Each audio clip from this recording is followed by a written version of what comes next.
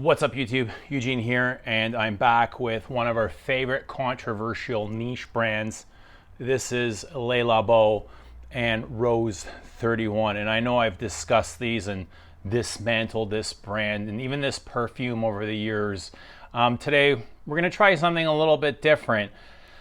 I know whatever way I go with this, somebody's going to be upset, be it a positive review or a negative one. Somebody's going to be upset, but I've really had to deconstruct my biases, tear down my belief system as far as what makes up a good perfume for this video. And I know I'm expected to say certain things when it comes to this brand, but ultimately, I want to talk about and I want to discuss it in the way that I feel fit and in a way that I'm aligned with, regardless of what my expectations are. So, and it's coming from nowhere but an authentic place. It's like I don't want to come on here and dismantle Rose 31 just because that's what I'm expected to say. I know that's what I used to do. You know, we're going back 3, even 2 years ago, and you know, not that those weren't my true feelings at the time, but you know, this is the journey to this hobby. It's moment by moment, it's breath by breath, it's very, you know, in this moment. This isn't an A to B, step on the gas and that's the end of the journey. This is the best part, is we get to go back and discover things and try things that we once thought we didn't like or didn't appreciate or didn't see any beauty in, or things that we used to like and we no longer care for. So this is the process for me now, and I'm trusting the process for myself. You know, life is ever changing. We never know what we can expect. So if I can go back and retry a perfume and find some beauty to it, you know, I'm all for that. So if you're expecting, you know, for Eugene to come on here and bash Rose 31, it's not going to happen. I've actually found some beauty in this, and I don't know if it's, it's so hot. I'm sweating like a dog. I can't turn the AC on. It's just too loud, but I don't know if it's my bottle has changed, if it's macerated, you know, let it macerate. Maceration's a big thing. It's really come a long way. It's rounded out really nicely, where it used to be really choppy and it smelt unfinished and unpolished and rough and butch and all the things that I used to bitch about Le Labo. That's what it was. I used to find segments in between the notes, like empty spaces. It felt like notes were missing, chords were missing. It just felt really amateur and unpolished. All the things that I don't appreciate in perfume, and especially being like an enthusiast for fine French perfume, I'd much rather wear something that's really finely tuned and nicely crafted than something that has an interesting theme to it, but smells, you know, like it needs a lot more work to it. But that's what Le Labo has always been to me, unfinished and unpolished. But that's their aesthetic. But that's where we're at now. So, you know, it's always going to be a controversial brand, no matter which way I look at this. But Rose 31, a rose per... I don't even want to go back and watch my old video. I don't know what I said. I don't want it, you know, to sway my opinion, or I don't care. It's been years ago. People change their opinions. We're allowed to, you know, we're allowed to develop as humans and progress. And I'm not the same person I was 3 years ago. I don't want to be that same person. I'm moving forward with the times. So my opinions are allowed to change just as yours are. So, you know, Rose 31, Rose Chypre, woody floral musk, rose patchouli. I'm not really sure which way to cut and dice this. Patchouli's not really a note that's been, you know, affiliated with Rose 31, and I don't necessarily pick up a patchouli, an earthy, scratchy patchouli, but I can sense there's some sort of patchouli here. It's got that rose patchouli effect. It's got a lot of earthiness. It's got that, you know, that contrast when it comes to chypres. You know, patchouli is a big component when it comes to chypres. Woody, floral, musk, lots of woods. You know, the floral component is there, rose, lots of rose and musk. I'm sensing some kind of musk that sours on my skin. So it's a very woody perfume, very spicy. Le Labo claims to have oud in here. You got to remember, this is a perfume from 2006. And one thing I'll give Le Labo is they don't do trends, even though they come off as a trendy hipster brand. They don't follow trends. They've always done their own thing. And going back to 2006, nobody was doing oud. Nobody. We didn't hear about oud. You know, there was one or two perfumes. Habit Rouge Eau de Parfum was one of the first, and M7. I'm not sure when M7 was released, if it was I'm going to imagine after.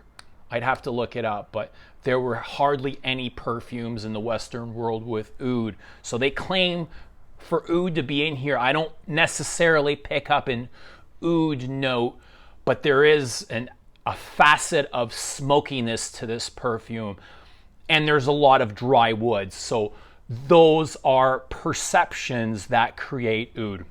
Dry woods, smoke notes, and that's really all you need to fit an oud note in there, and that delivers. I get both of those, smokiness and a lot of dry woods. Other woods, there's vetiver in here, a very dry, smoky vetiver. There's a component of greenness to this. I don't think it's coming from the vetiver. I really think it's coming more from the earthy patchouli. There's a cedar in here. Again, very dry cedar. Dry. This is bone dry. Hardly any sweetness coming from this. If there's any sweetness, it's coming from that rose. And it's just like a very slightly honeyed rose, very velvety rose petals, lush, like a very lush rose. More like a rose garden, a lush rose garden. You have the green stem, the woody green stem, the thorns, and the earthiness, the soil. Spices. There are a ton of spices in here. Black pepper, cumin. Again, that sweaty cumin, that Middle Eastern cumin. It delivers a Middle Eastern vibe to me. This feels more like a Middle Eastern perfume than a Western one. Hence, you know, the oud note. Cumin, caraway maybe, which gives it that carroty effect. Maybe even some turmeric. You know, it's really got that dry spice, that dry, sweaty body odor thing going on, which I love, by the way. When I say body odor, I love that stuff. You know, to me, it's just like, I don't know, I just find it really interesting, even as dirty as that sounds. So it is very sweaty, very earthy, very animalic in a sense, you know. This does end up drying on my skin, very sour. It's almost like a sour rose. Not quite a cabbage rose. If you've ever smelt Diptyque's, one of their Incense, their limited edition perfumes, it came in the black cube bottle, and it was rose themed. That's a cabbage rose, a green cabbage rose. And if you smell it, you'll know exactly what I'm talking about. This is green, but it's not exactly cabbage, but it is sour. This turns very sour on me. Almost like sour in the sense of like sucking on batteries. If you've ever been a kid and taken one of those 9-volt batteries and put your tongue on it, like licked it, and you get that shock.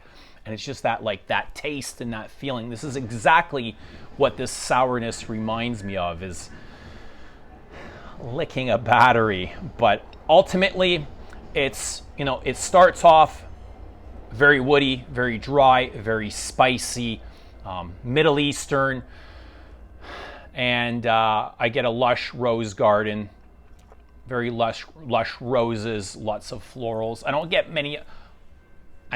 a ton of florals. I get mainly rose, and that eventually dries down to dry rose petals. And what this reminds me of is, you know, rose has always been, for me, symbolic in, you know, in terms of love. If you've ever been in relationships, you'd give a loved one a bouquet of roses. So for me, that was special in this sense. I would get roses and I would save them. I would either put them in a, you know, I would like to dry them out. I'd put them in an album, and that way they dry out.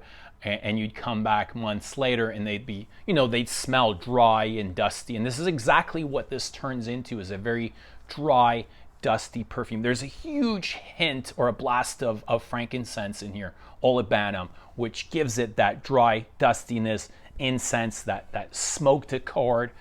And that's really what it reminds me of. It starts out lush, green, velvety rose petals, almost wet, like fresh, a full blooming bouquet of roses. And by the time the dry down hits, it turns into a very dry, dusty, incensey, frankincense-y perfume. Almost like, you know, going to a temple or a place of worship or a mosque or something along that line. A lot of frankincense. I get a little bit of amber, not a whole lot, not enough to call this an Oriental. There's absolutely no vanilla or tonka bean or any of that sweet stuff. I get very, very little sweetness from this perfume.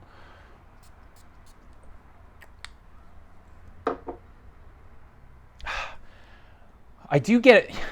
I get a hint of, not a hint, it's like a blast of rose oil.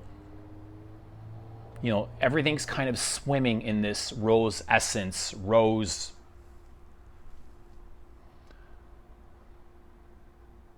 Absolute oil, essential oil. I'm not sure what quantity it is or what concentration is, but there's a lot of rose in here. So I get that. I get, you know, the rose oil, and then from the accord the perfumers built, I get that sense of dried out roses, smoky, incensey roses, very resinous, slightly green, dry, and spicy. That's ultimately what this is. It's almost like, you know, it starts out fresh and blooming roses and then goes into almost like a decay. You know, if you've ever smelled dried out roses, they got a hint of dry dustiness and decayness. That's what this reminds me of, and that's what it is. Rose 31, very spicy. So there you go, Rose 31. I've picked this up in 2018, and I sold this bottle about a year later, and the person that purchased it is from the Toronto area, and he's yet to come and claim this. So this bottle no longer belongs to me. But since I've come around to this perfume, I would not hesitate to go and repurchase this, or even refund the guy his money if he wants it back. Like, not a problem at all. I've really come around to this. I really enjoy it. I like this for a rose patchouli, a rose chypre, a woody floral musk. I'm not exactly sure which way to label this, but whatever. Either genre works for me. I'm okay with any of those. Big fan of this, actually. Somebody was saying, you know, Dior's not really doing anything special. Guerlain's not doing anything special. Chanel's not doing anything special. And I agree with a lot of that. I mean, they're making high quality perfumes, but they're not very exciting. They're not very unique. And my gripe with Le Labo has always been, you know, I like the themes they're doing. I'm not a big fan of the execution. They feel very rough. They feel butch, but that's their aesthetic all the time. Still can't get along with Santal 33, so don't worry about that. It's going to be a while before my mind changes about Santal 33. Anyway, wanted to quickly say hello. Let me know what you think of Rose 31. You love it? Do you agree with my review? Do you disagree? Whatever it happens to be, let us know in the comments down below. I love reading your comments, love connecting with you guys, love seeing your faces in the comments, and we will see you soon. Thanks for watching.